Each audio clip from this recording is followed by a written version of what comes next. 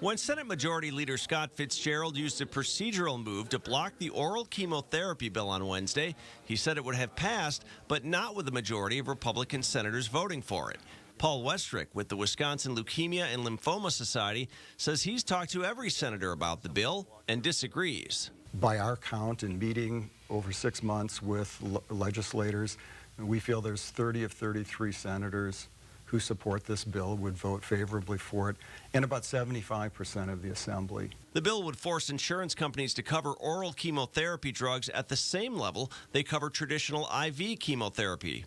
One of the lobbyists working against the bill is Senator Fitzgerald's brother, former Assembly Speaker Jeff Fitzgerald.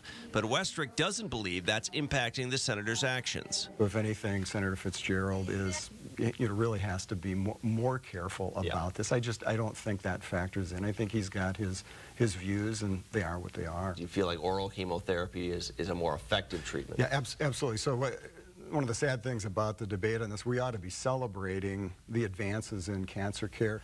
Now, about a third of the drugs being approved for cancer treatment are pill-based, and so patients are actually taking their treatment at home, self-administered at home.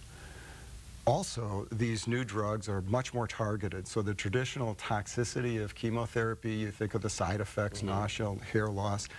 With these targeted drugs, there really are few, if any, side effects, and so again, people can go about their daily activities and are achieving usually a more effective response. Really, this isn't a cost issue.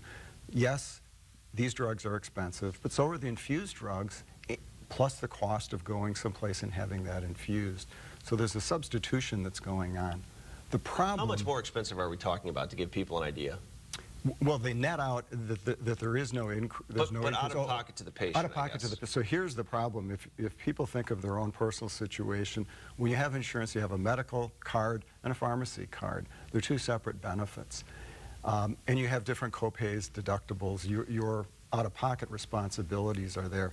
Unfortunately, on the pharmacy side, most of us have policies where when you go to the pharmacy, you pay a percentage of the prescription, and there's no deductible cap. Right.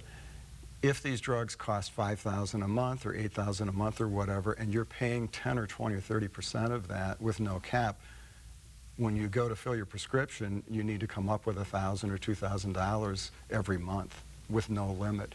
And so the bill is trying to say if an insurer offers chemotherapy, the out-of-pocket responsibility of the patient for the pharmacy side has to be the same as the medical side. In other words, there's more reasonable cost sharing that goes on.